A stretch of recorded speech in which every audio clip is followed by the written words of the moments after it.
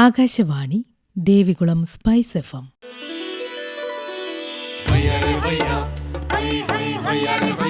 കിസാൻ വാണി.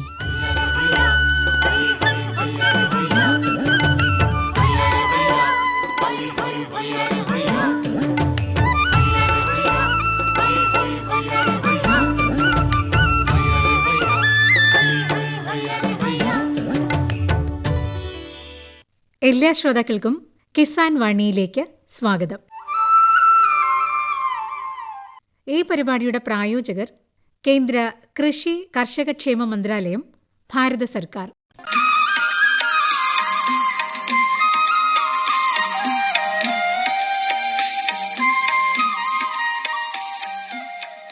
പ്രിയ ശ്രോതാക്കളെ, ഇന്നത്തെ കിസാൻ വാണിയിലേക്ക് സ്വാഗതം.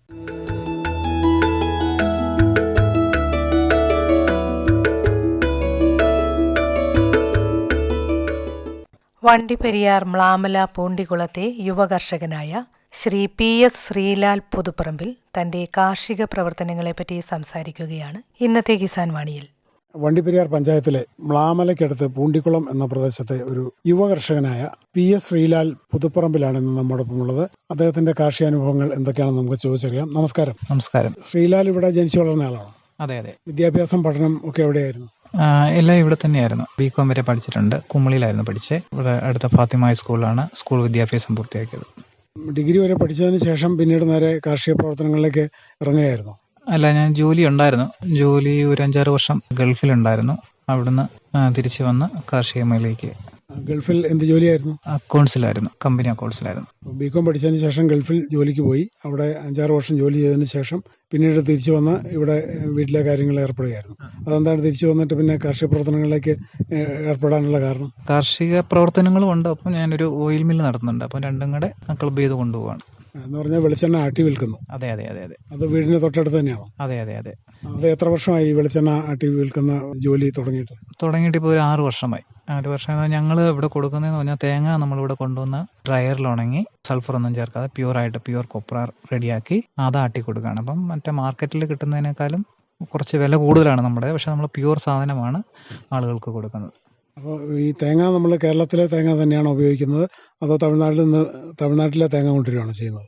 അല്ലല്ല, പാലക്കാട്, തൃശ്ശൂർ മേഖലകളിലെ തേങ്ങയാണ് നമുക്കിവിടെ ഉപയോഗിക്കുന്നത്. തമിഴ്നാട്ടിൽ നിന്നുള്ളതിന് ഓയിൽ കണ്ടന്റും കുറവാണ്. പിന്നെ അതിനൊരു എണ്ണയ്ക്കൊരു വ്യത്യാസമുണ്ട്. നമ്മുടെ ഇവിടെ ആട്ടുന്നതുമായിട്ട് ഒരു വ്യത്യാസമുണ്ട്. ആളുകളത് ഉപയോഗിച്ച് നോക്കിയിട്ട് പറഞ്ഞിട്ടുണ്ട്. അപ്പം നമുക്ക് ഒരു കസ്റ്റമർ വരികയാണെങ്കിൽ അവർ നമുക്ക് റെഗുലറായിട്ട് ആ കസ്റ്റമറെ നമുക്ക് കിട്ടും. പിന്നെ അവരുടെ റെഫറൻസ് വഴി വരെ പുതിയ കസ്റ്റമേഴ്സിനെ നമുക്ക് കിട്ടാറുണ്ട്.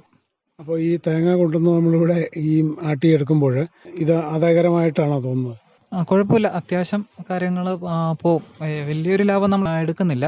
എന്ന് വെച്ചാൽ ഇച്ചിരി കോസ്റ്റ്ലിയാണ് മറ്റേത്. നമുക്ക് തേങ്ങ ഇവിടെ വരുന്നതിൻ്റെ ട്രാൻസ്പോർട്ടേഷൻ കോസ്റ്റ് പ്ലസ് ഇവിടുത്തെ ലേബർ ഇതെല്ലാം കൂടെ വരുമ്പം നമ്മളൊരു വലിയൊരു ലാഭകരമല്ലെങ്കിലും അത്യാവശ്യം നല്ല രീതിയിൽ മുന്നോട്ട് പോകുന്നുണ്ട്. ഇപ്പോൾ 1 കിലോ വെളിച്ചെണ്ണ നമ്മൾ പുറത്ത് വിൽക്കുന്നത് എന്ത് വിലയ്ക്ക് വിൽക്കാൻ സാധിക്കും?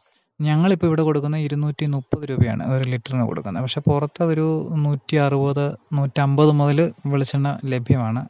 നമുക്ക് പക്ഷേ ഇത്രയും കോസ്റ്റ് ആവുന്നുണ്ട്. നമുക്കിവിടെ തേങ്ങ വരുമ്പം തന്നെ 35-36 രൂപ കോസ്റ്റ് ആവുന്നുണ്ട്. അപ്പം ശരിക്കും പറഞ്ഞാൽ 5.5 കിലോ തേങ്ങ വേണം 1 കിലോ വെളിച്ചെണ്ണ കിട്ടാനായിട്ട്. അപ്പോൾ അതുമായിട്ടൊന്ന് കാൽക്കുലേറ്റ് ചെയ്ത് നോക്കിയാൽ തന്നെ നമുക്കറിയാം എത്രത്തോളം ചിലവ് വരും 1 കിലോ വെളിച്ചെണ്ണയ്ക്കുള്ളതെന്ന്. അപ്പോൾ അങ്ങനെ വെളിച്ചെണ്ണ പ്യൂറായിട്ടുള്ള, അത് വളരെ പരിപൂർണമായിട്ട് സംശുദ്ധമായ വെളിച്ചെണ്ണ ഇവിടെ ചക്കിലാട്ടിയ വെളിച്ചെണ്ണ ആക്കി തന്നെ ഇവിടെ ആവശ്യമുള്ള ആളുകൾക്ക് വിൽക്കുന്നു അല്ലേ? അതെ അതെ അതെ അതെ. ഇതോടൊപ്പം തന്നെ കാർഷിക പ്രവർത്തനങ്ങളും കൊണ്ടുപോകുന്നു അല്ലേ? എത്ര ഏക്കർ സ്ഥലമുണ്ട് കൃഷികൾ ചെയ്യുന്നതിനായിട്ട്? 1.5 ഏക്കർ കൃഷിഭൂമിയുണ്ട്. അതിൽ നമ്മൾ കാപ്പി, കുരുമുളക്, പിന്നെ ജാതിയുണ്ട്, പിന്നെ പച്ചക്കറി, ഏത്തവാഴ, അങ്ങനെ ചേന, ചേമ്പ്, അങ്ങനെ എല്ലാ കാര്യങ്ങളും ചെയ്യുന്നുണ്ട്. പിന്നെ ഇഞ്ചിയുണ്ട്, മഞ്ഞളുണ്ട്. എല്ലാം സമ്മിശ്രമായിട്ടാണ് കൃഷി ചെയ്യുന്നത്. അപ്പോൾ ഈ ഇതിൽ കൂടുതൽ കൃഷി ചെയ്തിരിക്കുന്നത് കുരുമുളകാണല്ലോ? കുരുമുളകാണ് കൃഷി. അത് ഏതെല്ലാം ഇനം കുരുമുളകുകളാണ് കൃഷി ചെയ്തിട്ടുള്ളത്? നമുക്ക് കരിമുണ്ടയുണ്ട്, വെള്ളമുണ്ടി, ഇത് രണ്ടുമാണ് ഏറ്റവും കൂടുതലുള്ളത്. പിന്നെ കുറച്ച് പന്നീറും പിന്നെ കോട്ടമുണ്ടി എന്ന് പറഞ്ഞ ഇനമുണ്ട്. അപ്പോൾ ഇത് എത്ര വർഷമായി ഈ കാർഷിക പ്രവർത്തനങ്ങളിലേക്ക് പെട്ടു തുടങ്ങിയിട്ട്? ചെറുപ്പം മുതൽ കൃഷികളിൽ ശ്രദ്ധിക്കുമായിരുന്നോ, അതോ ഈ ഗൾഫിലെ ജോലി കഴിഞ്ഞ് വന്നതിന് ശേഷമാണോ കാർഷിക പ്രവർത്തനങ്ങളിൽ ശ്രദ്ധിക്കുന്നത്? അല്ല, ചെറുപ്പം മുതലേ കൃഷിയോട് താല്പര്യം ഉണ്ടായിരുന്നു. അച്ഛനൊക്കെ കൃഷിക്കാരനായിരുന്നു. അപ്പം ചെറുപ്പം മുതലേ കൃഷിയോടൊരു താല്പര്യമുണ്ട്.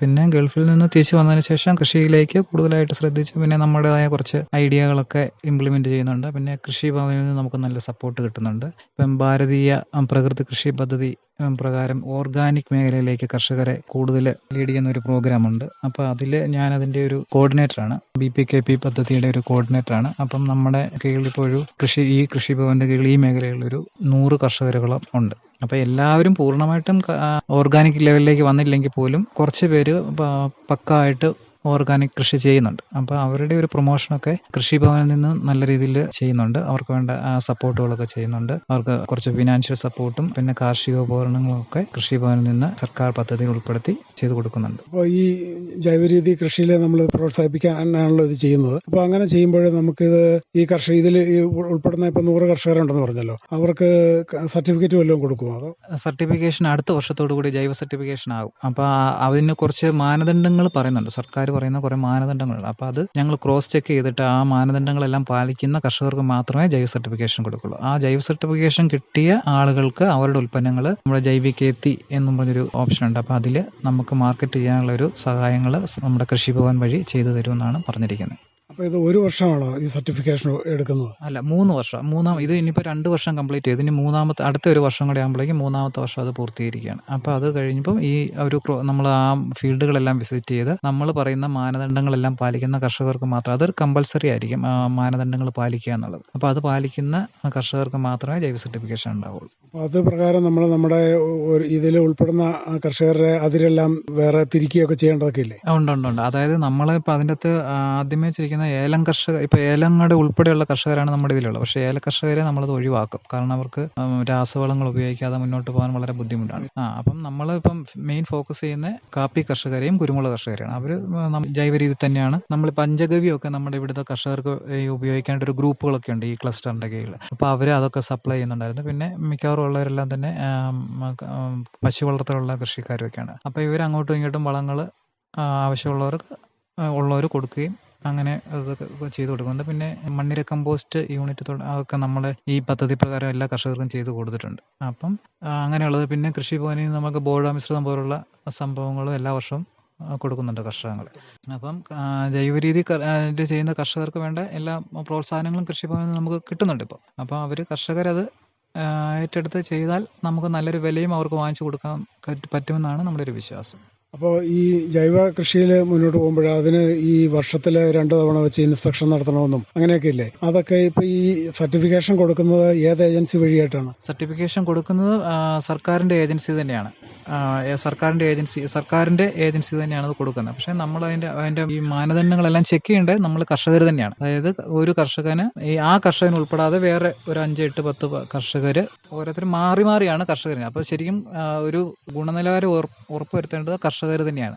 കാരണം ഒരാൾ അതിൻ്റെ അകത്തൊരു മാൽ പ്രാക്ടീസ് കാണിച്ചാൽ ഈ ഗ്രൂപ്പിൽ മൊത്തത്തിൽ, കാരണം ഈ ഒരു നമ്മൾ പ്രോഡക്റ്റ് പോകുന്ന ഈ ഒരു ഗ്രൂപ്പിൻ്റെ മൊത്തത്തിൽ ഒരാളുടെ ലെവലല്ല, ഗ്രൂപ്പിൻ്റെ ലെവലായിരിക്കും പോകുന്നത്. അപ്പോൾ അതുകൊണ്ട് അത് പോയാൽ ആ ഗ്രൂപ്പിന് മൊത്തത്തിൽ അതൊരു നഷ്ടമായിരിക്കും. അതുകൊണ്ട് അത് കർഷകരെല്ലാം ശ്രദ്ധിച്ച് നമ്മൾ ഈ കൊടുക്കുന്ന ഉൽപ്പന്നം പൂർണ്ണമായിട്ടും ജൈവമാണെന്നുള്ളതിൻ്റെ ഒരു ഉറപ്പ് എല്ലാ കർഷകരും തന്നെയാണ് ഉറപ്പാക്കേണ്ടത്. നമ്മൾ തന്നെയാണ് അതിൻ്റെ അകത്ത് ഉറപ്പ് വരുത്തുന്നുണ്ട്. അപ്പോൾ ശരിക്കും നമ്മൾ തന്നെയാണ് ഉറപ്പ് വരുത്തിയിട്ട് വേണം ഈ ഏജൻസിക്ക്, നമ്മൾ ഡീറ്റെയിൽസ് ഏജൻസിക്ക് കൈമാറുകയാണ്. അത് നമ്മളെല്ലാം നെറ്റിൽ അപ്ലോഡ് ചെയ്യണം, സൈറ്റിൽ അപ്ലോഡ് ചെയ്ത് കൊടുക്കുന്നത് നമ്മൾ തന്നെയാണ്. അപ്പോൾ ഈ സർക്കാരിൻ്റെ ഈ ഏജൻസി പറയുന്ന എല്ലാ മാനദണ്ഡങ്ങളും പാലിച്ചുകൊണ്ട് വേണം ഇതിൽ ഉൾപ്പെടുന്ന കർഷകരെ മുന്നോട്ട് പോകാൻ. എങ്കിൽ മാത്രമേ ഇത് വിജയകരമായിട്ട് മുന്നോട്ട് പോകുള്ളൂ, അല്ലേ? അതെ. കർഷകർ തന്നെയാണ്, നമ്മളാണ് തീരുമാനിക്കുന്നത് നമ്മുടെ ഉൽപ്പന്നങ്ങൾ എങ്ങനെയുള്ളതാണെന്നുള്ളത്. നമ്മൾ സ്വന്തം വിലയിരുത്തിയിട്ട് അങ്ങനെയുള്ളവർ മാത്രമേ ഇതിലേക്ക് ഉൾപ്പെടുത്തുന്നുള്ളൂ. കർഷകരും സ്വയം തീരുമാനിക്കണം എൻ്റെ ഉൽപ്പന്നം നല്ലതാണ് എന്നവർക്ക് തന്നെ 100% ഉറപ്പിച്ചാൽ നമുക്കതൊരു നല്ലൊരു വിജയം. അത് ബാക്കിയുള്ള കർഷകർക്ക് ഒരു പ്രോത്സാഹനമായിരിക്കും. ഇപ്പം എൻ്റെ ഉൽപ്പന്നത്തിന് മാർക്കറ്റ് വിലയേക്കാൾ ഒരു 20% അല്ലെങ്കിൽ 30% വില കൂടുതൽ കിട്ടിയെന്ന് പറഞ്ഞാൽ അടുത്തൊരു കർഷകന് പ്രചോദനമാണ്. ഇപ്പം സ്വാഭാവികമായിട്ടും അവരും അടുത്ത വർഷം അല്ലെങ്കിൽ അതിൻ്റെ അടുത്ത വർഷത്തിലേക്ക് ഈ ജൈവ കൃഷിയിലേക്ക് പൂർണ്ണമായി വരാനുള്ള ഒരു സാധ്യതയുണ്ട്. അപ്പോൾ അതനുസരിച്ച് നമുക്ക് വിലയും കൂടുതൽ കിട്ടും. അപ്പോൾ നമ്മൾ ഇപ്പോൾ അല്പം വിളവ് കുറഞ്ഞാൽ പോലും നമുക്ക് വില കൂടുതൽ കിട്ടുമ്പോൾ അത് നമുക്ക് മാനേജ് ചെയ്ത് പോകാനായിട്ട് പറ്റുന്നുണ്ട്. ഈ കുരുമുളക് കൃഷിയിലേക്ക് തന്നെ നമുക്ക് തിരിച്ചു വന്നാൽ ഇത് ഏതെല്ലാം ഇനം കുരുമുളകുകളാണ് കൃഷി ചെയ്തിരിക്കുന്നത്? ഇത് എത്ര അടി അകലത്തിലാണ് കൃഷി ചെയ്തിട്ടുള്ളത്? നമ്മളിവിടെ ഇപ്പോൾ ചെയ്തിരിക്കുന്ന കരിമുണ്ടയും വെള്ളമുണ്ടിയാണ് കൂടുതലുള്ളത്. നമുക്ക് 12-10 എന്നുള്ള അകലം വെച്ചാണ് ചെയ്തിരിക്കുന്നത്. പിന്നെ ചിലത് കുറച്ച് ഗ്യാപ്പ് കൂടുതലുണ്ട്. അപ്പോൾ അതിൽ നമ്മൾ ഈ അറബിക് കാപ്പിയും കൂടെ ഇടവിളയായിട്ട് ചെയ്യുന്നുണ്ട്. അപ്പോൾ ഇത് ഇങ്ങനെ കൃഷി ചെയ്ത് കഴിഞ്ഞാൽ എത്ര വർഷമാകുമ്പോഴത്തേക്ക് ആദായം ലഭിച്ചു തുടങ്ങും? ഇത് ആദായം ലഭിക്കുന്നത് വരെയുള്ള പരിചരണങ്ങൾ എങ്ങനെയൊക്കെയാണ്, അതൊന്ന് പറയാമോ? 3-ാം വർഷം മുതൽ നമുക്ക് ആദായം ലഭിച്ചു തുടങ്ങും. നമ്മളിപ്പം ഇവിടെ മെയിൻ ചെയ്തിരിക്കുന്നത് ഓടോമിശ്രിതം എല്ലാ വർഷവും 2 പ്രാവശ്യം കൊടുക്കും. പിന്നെ നമ്മൾ ചെയ്യുന്ന ചാണകപ്പൊടി ആണ് മെയിനായിട്ട് കൊടുക്കുന്നത്. പിന്നെ നമ്മൾ ഈ NPKയുടെ ജൈവ ഫോളിയർ സ്പ്രേ ഉണ്ട്, അതും വർഷത്തിൽ എല്ലാ വർഷവും ചെയ്ത് കൊടുക്കും. ഈ മഴ കഴിഞ്ഞിട്ട് കുരുമുളക് തിരിയിടുന്നതിന് മുമ്പായിട്ട് ചെയ്ത് കൊടുക്കുന്നുണ്ട്. ഈ താങ്ങുകാലായിട്ട് എന്താണ്, മുരിക്കാണോ കൂടുതൽ ഉപയോഗിച്ചിരിക്കുന്നത് അതോ മറ്റ് മരങ്ങളാണോ? മുരിക്കുമുണ്ട്, പിന്നെ ആഴാന്തൽ എന്ന് പറയുന്ന ഒരു ഇനമുണ്ട്. അതിൽ കൊടിക്ക് നല്ല കയറ്റം കിട്ടാനുള്ള ഒരു മരമാണ്. വലിയ മരമായിട്ട് വളരുകയും ചെയ്യും, എന്നാൽ ഒരുപാട് ഷെയ്ഡും ഇല്ല. അതിൻ്റെ ഇലയും നല്ല വളമാണ്. അതാണ് പയ്യാനി എന്ന് ചിലർ പറയും, നമ്മൾ ആഴാന്തൽ എന്ന് പറയും. ആ മരമാണ് താങ്ങാനായിട്ട് ഉപയോഗിക്കുന്നത്. അപ്പോൾ ഇത് നമ്മൾ ഇടയ്ക്ക് ഇത് കൊടി നട്ട് കഴിഞ്ഞാൽ ഇത് വളരുന്നതനുസരിച്ച് അത് കെട്ടിക്കൊടുക്കേണ്ടി വരുമോ, അതോ തന്നെ അതിൻ്റെ കാല് വെച്ച് പിടിച്ച് കയറി പോകും? ഇല്ല, കെട്ടിക്കൊടുക്കണം. വർഷത്തിൽ 2 പ്രാവശ്യം നമ്മൾ കെട്ടിക്കൊടുക്കുന്നുണ്ട്. 2 പ്രാവശ്യം ഷെയ്ഡ് വറക്കുന്നുണ്ട്. हर जोखिम से निकल कर फसल आए, सुरक्षित हो जाए, फसल बीमा से हर किसान अब आत्मनिर्भर हो जाए। संकट के समय प्रधानमंत्री फसल बीमा योजना किसानों के लिए वरदान है। अब सूखा पड़े या बाढ़ आ जाए, कोई डर नहीं। अब ओले पड़े या कीट पतंगे फसल खा जाए, कोई फिक्र नहीं, क्योंकि हमने लिया है प्रधानमंत्री फसल बीमा। बुआई से फसल कटाई तक हर जोखिम का दावा, न्यूनतम प्रीमियम पर अधिकतम भुगतान का वादा। योजना से हर साल जुड़ रहे हैं 5 करोड़ से ज्यादा किसान। अब आपकी है बारी। नजदीकी कृषि कार्यालय, सहकारी समिति, बैंक शाखा, अधिकृत बीमा कंपनी या जन सेवा केंद्र में स्वेच्छा से करा सकते हैं पंजीकरण। फसल बीमा पोर्टल या फसल बीमा ऐप द्वारा भी कराया जा सकता है पंजीकरण। प्रधानमंत्री फसल बीमा योजना, आपकी फसलों का संपूर्ण सुरक्षा कवच। कृषि एवं किसान कल्याण मंत्रालय, भारत सरकार। വിളവെടുപ്പ് ആകുമ്പോഴത്തേക്ക് ഏതാണ്ട് 3 വർഷം 4 വർഷം ആകുമ്പോഴത്തേക്കും നന്നായിട്ട് വിളവ് ലഭിച്ചു തുടങ്ങുമല്ലോ. അപ്പോൾ അത് നമ്മൾ വിളവെടുക്കുന്നത് എങ്ങനെയാണ്? നമ്മൾ ഇവിടെ തന്നെ തൊഴിലാളികളെ ഉപയോഗിച്ചിട്ടാണോ അതോ മറ്റു തൊഴിലാളികളെ ആശ്രയിക്കേണ്ടി വരുമോ? നമ്മുടെ ഇവിടെ കിട്ടുന്നുണ്ട്, തൊഴിലാളികൾ ഇപ്പം ലഭ്യമാണ്. ഇവിടെ ഉള്ളവർ തന്നെയാണ് ചെയ്യുന്നത്. ഇതിൻ്റെ മറ്റ് കുരുമുളക് കൃഷിയിൽ കൂടുതൽ വേറെ ശ്രദ്ധിക്കേണ്ട കാര്യങ്ങൾ എന്തൊക്കെയാണ് തോന്നിയിട്ടുള്ളത്? ശ്രദ്ധിക്കേണ്ട കാര്യങ്ങൾ പരിചരണം. നമുക്ക് വേനൽക്കാലത്ത് നനച്ചു കൊടുക്കാൻ സൗകര്യം ഉണ്ടെങ്കിൽ അത് നല്ലതാണ് കൊടിക്കുക. അപ്പോൾ അതനുസരിച്ച് വിളവിൽ ഒട്ടും കുറവ് വരിക. പിന്നെ ഷെയ്ഡ്, നല്ല വിളവ് സമയത്ത് ഷെയ്ഡ് ഒട്ടും ഉണ്ടാവില്ല. എന്നാലും ആ കറക്റ്റ് മൂപ്പും അതിൻ്റെ ആ കുരുമുളകിന് വലിപ്പവും ഒക്കെ വയ്ക്കണമെങ്കിൽ നല്ല സൂര്യപ്രകാശം നല്ല രീതിയിൽ ഉണ്ടാവണം. പിന്നെ കേട്, ദ്രുതവാട്ടം, സാവധാനവാട്ടം ഇതൊക്കെ ശ്രദ്ധിക്കാന്നുണ്ടെങ്കിൽ ആ പാടെ നശിപ്പിക്കുന്നതാണ് നല്ലത്. ഇല്ലെങ്കിൽ അടുത്ത കൊടിക്കും അത് വരാനുള്ള ചാൻസ് ഉണ്ട്. പിന്നെ ബോർഡാംശമൊക്കെ നമ്മൾ സമയത്ത് കൊടുക്കുക, സ്യൂഡോമോണസ് ഉപയോഗിക്കുക. അതൊക്കെ ആണെങ്കിൽ നമുക്ക് ഒരു പരിധി വരെ രോഗങ്ങളെയൊക്കെ ചേർത്ത് നിൽക്കാനായിട്ട് സാധിക്കും. എൻ്റെ പറമ്പിൽ അങ്ങനെ വലിയൊരു അസുഖങ്ങളൊന്നും അങ്ങനെ വന്നിട്ടില്ല. പിന്നെ ചെറിയ ഇതൊക്കെ വന്നത് നമ്മൾ ആ കൊടി അങ്ങനെ പാടെ നശിപ്പിച്ച് കളഞ്ഞ് പിന്നെ ഒരു വർഷം വെറുതെ ഇട്ടിട്ട് പിന്നെ അടുത്ത വർഷം 1 വർഷം കഴിഞ്ഞിട്ടേ പുതിയ ചെടി തലയിട്ട് കൊടുക്കത്തുള്ളൂ. ചുവട്ടിലൊക്കെ നമ്മൾ ഈ കാടുകളൊക്കെ ചെത്തിക്കൂട്ടുക അങ്ങനെ എന്തെങ്കിലുമൊക്കെ ചെയ്യാറുണ്ടോ? അല്ലെങ്കിൽ അത് പുലിവെട്ട യന്ത്രം ഉപയോഗിച്ച് വെട്ടി ഇടുകയാണോ? എന്താണ് ചെയ്യാറുള്ളത്? ഞങ്ങൾ കൈക്കളയാണ് ചെയ്യുന്നത്. പറിച്ച് ചുവട്ടിൽ കൂടില്ല, കുറച്ച് മാറ്റിയിടും. പിന്നെ കളനാശിനി അങ്ങനെയുള്ള സംഭവങ്ങളൊന്നും ഉപയോഗിക്കില്ല. നമ്മൾ ഫുള്ള് ഓർഗാനിക് ലെവലിൽ തന്നെയാണ് ചെയ്യുന്നത്. പറിച്ച് കൂട്ടുകയാണ്, ചെത്തത്തില്ല. ചെത്തിയാൽ ഒരു പ്രശ്നം എന്ന് പറഞ്ഞാൽ മഴ സമയത്ത് വന്നാൽ ഈ മണ്ണെല്ലാം ഒലിച്ചു പോകുന്നതിനൊരു സാധ്യതയുണ്ട്. പിന്നെ എന്ന് പറഞ്ഞാൽ കുരുമുളകിൻ്റെ വേര് പൊട്ടുന്നതിന് ഒരു ചാൻസ് ഉണ്ട്. പണ്ടൊക്കെ ഈ ചെത്തുന്ന ഒരു പരിപാടി ഉണ്ടായിരുന്നു. അപ്പോൾ ഈ വേര് പൊട്ടിയാൽ ആ വേര് മുറിഞ്ഞിട്ട് അതുവഴി മണ്ണിൽ നിന്നുള്ള രോഗങ്ങളൊക്കെ വരാനുള്ള ചാൻസ് കൂടുതലാണ്. അതുകൊണ്ട് നമ്മളെല്ലാം കൈക്കള തന്നെയാണ് ചെയ്യുന്നത്. ഇനി കാപ്പി കൃഷിയിലേക്ക് വന്നാൽ ഏതിനം കാപ്പിയാണ് കൃഷി ചെയ്തിട്ടുള്ളത്? നമുക്ക് റോബസ്റ്റയും അറബിക്കയാണ് ഉള്ളത്. അത് എങ്ങനെയാണ് ഇതിൻ്റെ ഇടവഴിയാണ് കൂടുതലും കൃഷി ചെയ്തിട്ടുള്ളതെന്ന് പറഞ്ഞല്ലോ. അപ്പോൾ ഇത് തൈ നമ്മൾ വാങ്ങിക്കുകയാണോ അതോ നമ്മൾ കുരിപ്പിച്ച് തൈ ഉണ്ടാക്കുകയാണോ? ഏത് രീതിയാണ് ചെയ്തിട്ടുള്ളത്? റോബസ്റ്റ കാപ്പി എന്ന് പറഞ്ഞാൽ കുറെ കാലങ്ങൾക്ക് മുമ്പ് അച്ഛൻ്റെ സമയത്ത് നട്ട കാപ്പികൾ. റോബസ്റ്റ കാപ്പി പറഞ്ഞൊരു 10-60 വയസ്സ് വരെ ആയുസുള്ള കാപ്പിയാണ്. അപ്പം നമുക്ക് അച്ഛനായിട്ട് നട്ട് നമുക്ക് തന്നാണ്. റോബസ്റ്റ കാപ്പി വയ്ക്കുന്നത് തനിവിളയായിരിക്കും. അതിൻ്റെ അകത്ത് അധികം വലിയ കാപ്പി ആയതുകൊണ്ട് അതിൻ്റെ അകത്ത് കുരുമുളക് കുറവായിരിക്കും. പിന്നെ അറബിക്കയാണ് നമ്മൾ ഇടവിളയായിട്ട് ചെയ്തിരിക്കുന്നത്. അറബിക്ക നമ്മൾ ആദ്യമേ തവാറിനിട്ട് ചെയ്യുമായിരുന്നു. പിന്നെ അത് കഴിഞ്ഞ് ഒരു ടൈം കഴിഞ്ഞപ്പം പിന്നെ നമ്മൾ സെലക്ഷൻ 9 എന്നുള്ള വെറൈറ്റി വാങ്ങിച്ച് വെച്ചിരിക്കുന്നതാണ്. അത് കുഴപ്പമില്ല, നല്ല ക്രോപ്പുള്ള ഇനമാണ്. പിന്നെ രോഗപ്രതിരോധ ശേഷിയും അത്യാവശ്യമുള്ള ഇനമാണ്. ഇപ്പോൾ കാപ്പിയുടെ വില എങ്ങനെയുണ്ട്? കൂടുതലായിട്ട് വില ഉയർന്നിട്ടുണ്ടോ അതോ വില കുറവാണോ? ഇപ്പം നല്ലൊരു ആദായമുള്ള ഒരു വിളയാണ് കാപ്പി. കാരണം ഇപ്പോൾ കഴിഞ്ഞ വർഷം മുതൽ നല്ല വില ലഭിക്കുന്നുണ്ട്. ഈ കഴിഞ്ഞ വർഷമൊക്കെ ഞങ്ങൾ 150 രൂപ അടുത്ത് അറബിക്കായ്ക്ക് വിട്ടിട്ടുണ്ട്. ഈ വർഷം അതിൽ കൂടുതൽ വിലയുണ്ടെന്നാണ് അറിഞ്ഞത്. ഇപ്പോഴും തന്നെ 180ഓളം ഉണ്ടെന്നാണ് പറയുന്നത്. അതെ, പച്ച കാപ്പിക്കുരുവിന് ഇപ്പോൾ 40 രൂപയ്ക്ക് വരെ വിലയുണ്ടെന്നാണ്. വിലയ്ക്ക് എടുക്കുന്നുണ്ട്, 40 രൂപയ്ക്ക് വരെ എടുക്കുന്നുണ്ട്. എൻ്റെ ഒരു അനുഭവം വെച്ചാൽ നമ്മൾ വില കൂടുതലുള്ള ഒരു സാധനത്തിൻ്റെ പുറകെ പോകാതെ എല്ലാം നമുക്ക് കുറേശ്ശെ ഉണ്ടെങ്കിൽ നമുക്ക് ഏതെങ്കിലും ഒരു ഇനത്തിൽ വിലയുള്ളെങ്കിൽ നമുക്ക് പിടിച്ചു നിൽക്കാൻ പറ്റും. ഇപ്പോൾ നമ്മുടെ ഇവിടെയൊക്കെ ഒരു സംഭവിച്ചിരിക്കുന്നത് പറഞ്ഞാൽ കാപ്പി ഉണ്ടായിരുന്നവരെല്ലാം അത് കളഞ്ഞിട്ട് ഏലകൃഷിയിലേക്ക് പോയിട്ടുണ്ട്. ഇപ്പോൾ കാപ്പിക്ക് വിലയുണ്ട്, ഏലത്തിന് വിലയും കുറവാകുമ്പം ഏലത്തിന് അതുപോലെ പണിച്ചെലവും കൂടുതലാണ്. എന്ന് പറഞ്ഞാൽ ഏലകൃഷി മോശമാണെന്നല്ല ഞാൻ പറയുന്നത്. അപ്പം നമുക്ക് എല്ലാം കുറേശ്ശെ ഉണ്ടെങ്കിൽ നമുക്ക് കുറച്ചൊക്കെ പിടിച്ചു നിൽക്കാൻ പറ്റും. നമുക്കൊരു സാമ്പത്തിക പ്രശ്നങ്ങൾ വലിയതായിട്ട് വരാതെ നമുക്ക് പിടിച്ചു നിൽക്കാനായിട്ട് പറ്റുന്നതാണ് എൻ്റെ ഒരു അനുഭവം. അതെ, ഈ പറഞ്ഞ കാര്യം വളരെ ശരിയാണ്. ഇപ്പോൾ കൂടുതൽ അടയ്ക്കായ്ക്ക് വില ധാരാളം നന്നായിട്ട് വർദ്ധിക്കുന്നു, കൊക്കോയ്ക്ക് വില കൂടുന്നു, അതുപോലെ കാപ്പിക്കുരുവിന് വില കൂടുന്നു. അപ്പോൾ കർഷകർക്കെല്ലാം ഈ കൃഷികൾ ഇപ്പോൾ ഇല്ലാതായിരിക്കുന്ന അവസ്ഥയാണ്. അപ്പോൾ കുറേ ആളുകളെല്ലാം ഇതെല്ലാം കളഞ്ഞതിന് ശേഷം ഏലം കൃഷിയിലേക്ക് തിരിഞ്ഞതുകൊണ്ടാണ് ഇങ്ങനെ ഇപ്പോൾ കൂടുതൽ വില വന്നിരിക്കുന്നതെന്ന് ആണ് തോന്നുന്നത്. അപ്പോൾ ശ്രീലാൽ പറഞ്ഞതുപോലെ എല്ലാ വിളകളും ആളുകൾ കൃഷി ചെയ്ത് കഴിഞ്ഞാൽ അങ്ങനെ ഏതെങ്കിലും ഒരു വിളയിൽ നമുക്ക് വില കൂടുതൽ ലഭിക്കാനായിട്ട് സാധിക്കും. ഇനി വീട്ടിലാരൊക്കെയുണ്ട്? വീട്ടില് ഭാര്യ, 2 മക്കള്. അച്ഛനും അമ്മയൊക്കെ? അമ്മ മരിച്ചുപോയി, അച്ഛനുണ്ട്. ഭാര്യ ഹൗസ് വൈഫാണ്. പിന്നെ 2 പെൺമക്കള്. ഭാര്യയുടെ പേര് ജിജി, മക്കളുടെ പേര് മൂത്തയാള് നിവേദ്യ, രണ്ടാമത്തെ ആള് ആദ്യകൃഷ്ണ. കൃഷിഭവനിലൂടെ അതുപോലെ സർക്കാരിൻ്റെ മറ്റ് സ്പൈസസ് ബോർഡ്, KVK തുടങ്ങിയ ഇടങ്ങളിൽ നിന്നുള്ള ഉപദേശങ്ങളും സഹായങ്ങളൊക്കെ ലഭിക്കുന്നുണ്ടല്ലോ അല്ലേ? ഉണ്ട്. കൃഷിഭവനിൽ നിന്നൊക്കെ നല്ല സപ്പോർട്ടാണ്. പിന്നെ KVKന്നും നമുക്ക് വേണ്ട സഹായങ്ങളൊക്കെ ലഭിക്കുന്നുണ്ട്. പ്രധാനമന്ത്രി കിസാൻ സമ്മാൻ നിധിയുടെ തുക ലഭിക്കുന്നുണ്ടോ? ഉണ്ട്. അപ്പോൾ എന്തായാലും കുരുമുളക്, കാപ്പി, അതുപോലെ വീട്ടിലേക്ക് ആവശ്യമുള്ള വാഴ, പച്ചക്കറികൾ തുടങ്ങിയ ഐറ്റങ്ങളെല്ലാം കൃഷി ചെയ്യുന്ന, ജൈവ രീതിയിൽ കൃഷി ചെയ്യുന്ന ഒരു യുവ കർഷകനായ മ്ലാമല പൂണ്ടിക്കുളത്തെ യുവ കർഷകനായ ശ്രീലാൽ പുതുപ്പറമ്പിലാണ് ഇത്രയും നേരം തന്റെ കാർഷിക അനുഭവങ്ങൾ നമ്മോട് പങ്കുവച്ചത്. ഇത്തരം കാര്യങ്ങൾ ശ്രോതാക്കൾക്ക് വേണ്ടി പങ്കുവച്ചതിന് നന്ദി. വണ്ടിപ്പെരിയാർ മ്ലാമല പൂണ്ടിക്കുളത്തെ യുവ കർഷകനായ ശ്രീ PS ശ്രീലാൽ പുതുപ്പറമ്പിലുമായി ഇതുവരെ സംസാരിച്ചത് ജോഷി തോമസ്.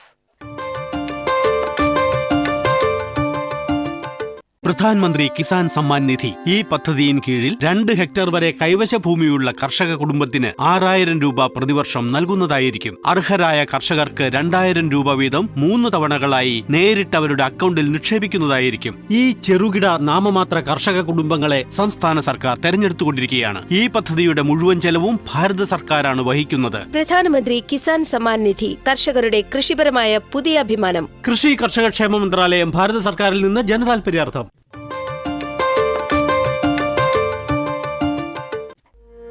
सूखा हो या बेमौसम की बरखा हो, कीड़ा लगे खेत में या दुविधा हो, बहुत ही कम प्रीमियम पे पूरी हो भरपाई, फसल बीमित रहे कटाई के बाद भी भाई। हाँ, ऋणी या अऋणी अब हर किसान लाभ उठाए, एक मौसम एक दर है, सब किसान बीमा कराए। प्रधानमंत्री फसल बीमा योजना से हर किसान मुस्काए। कृषि और किसान कल्याण मंत्रालय द्वारा किसान हित में जारी.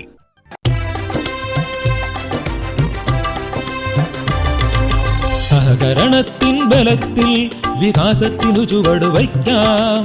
ജനപങ്കാളിത്തകരുത്തുമായി മുന്നോട്ടെന്നും നീങ്ങുക നാം. ജനകോടിയിൽ ഈ വിപ്ലവം ഉണർത്തിയല്ലോ വിശ്വാസം. നാം ഒത്തുചേർന്ന വികാസത്തിനെ പതാക പറത്തിടാം. സഹകരണം നമ്മുടെ വികാസത്തിൻ പ്രതീകം. പുതുയുഗത്തിൽ സഹകരണം കാണിന്റെ പ്രധാനം. കൃഷി മന്ത്രാലയം, ഭാരത സർക്കാരിൽ നിന്ന് ജനതാൽപര്യാർത്ഥം. ഈ പരിപാടിയുടെ പ്രായോജകർ കേന്ദ്ര കൃഷി കർഷകക്ഷേമ മന്ത്രാലയം, ഭാരത സർക്കാർ. എല്ലാ കിസാൻ വാണി ശ്രോതാക്കൾക്കും കൂപ്പുകൈ.